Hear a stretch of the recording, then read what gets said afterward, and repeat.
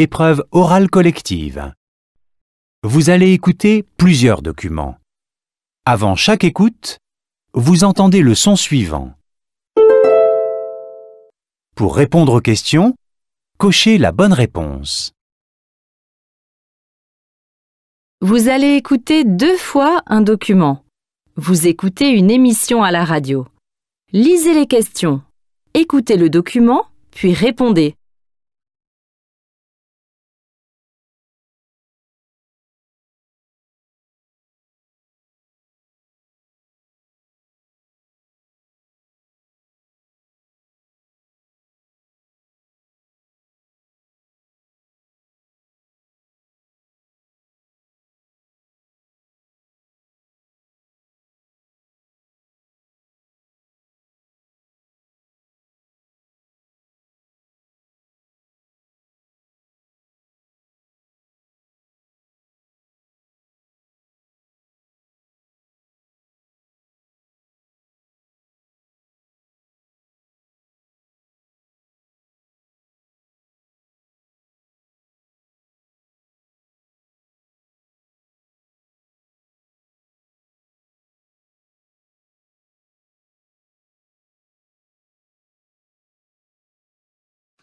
Redoutant des effets pervers de l'intelligence artificielle, des entreprises américaines qui recourent à l'IA s'engagent à rendre cette technologie plus sûre et plus transparente.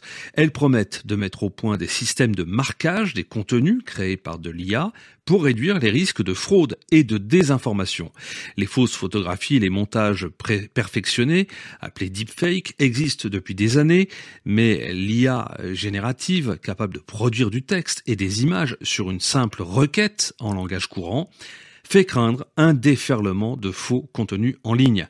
C'est dans ce contexte que Meta, la maison mère de Facebook, offre gratuitement son modèle d'intelligence Llama 2. La firme de Mark Zuckerberg, qui a entamé un tour des grandes rédactions de journaux américains afin de leur proposer un nouvel outil censé aider les journalistes. Julien Gouesmat. Genesis, c'est le nom de cette intelligence artificielle créée par Google. Le géant américain ne l'a pour l'instant présenté qu'à quelques rédactions américaines comme le New York Times ou le Washington Post, car ce sont bien les journalistes qui sont concernés par cette nouvelle IA.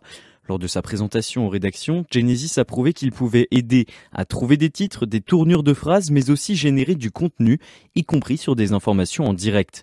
Pour cela, l'impressionnante intelligence artificielle analyse des millions de données issues d'œuvres littéraires, d'articles de presse et de sites internet.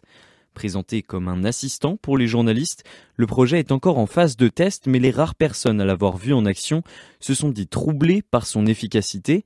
En 2019, la prestigieuse London School of Economics and Political Science annonçait l'ouverture d'une période de 5 ans pour que les entreprises de presse réfléchissent aux enjeux de l'IA et aux responsabilités éthiques et éditoriales que l'outil impose.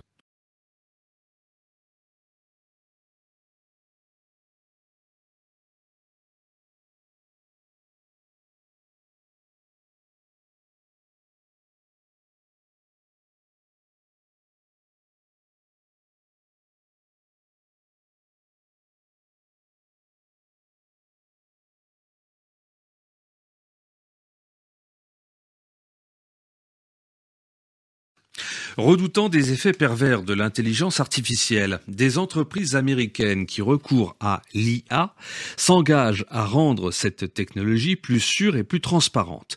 Elles promettent de mettre au point des systèmes de marquage des contenus créés par de l'IA pour réduire les risques de fraude et de désinformation. Les fausses photographies et les montages perfectionnés, appelés deepfake, existent depuis des années, mais l'IA générative, capable de produire du texte et des images sur une simple requête en langage courant, fait craindre un déferlement de faux contenus en ligne. C'est dans ce contexte que Meta, la maison mère de Facebook, offre gratuitement son modèle d'intelligence Llama 2. La firme de Mark Zuckerberg, qui a entamé un tour des grandes rédactions de journaux américains afin de leur proposer un nouvel outil censé aider les journalistes. Julien Gouesmat. Genesis, c'est le nom de cette intelligence artificielle créée par Google. Le géant américain ne l'a pour l'instant présenté qu'à quelques rédactions américaines comme le New York Times ou le Washington Post, car ce sont bien les journalistes qui sont concernés par cette nouvelle IA. Lors de sa présentation aux rédactions, Genesis a prouvé qu'il pouvait aider à trouver des titres, des tournures de phrases, mais aussi générer du contenu, y compris sur des informations en direct.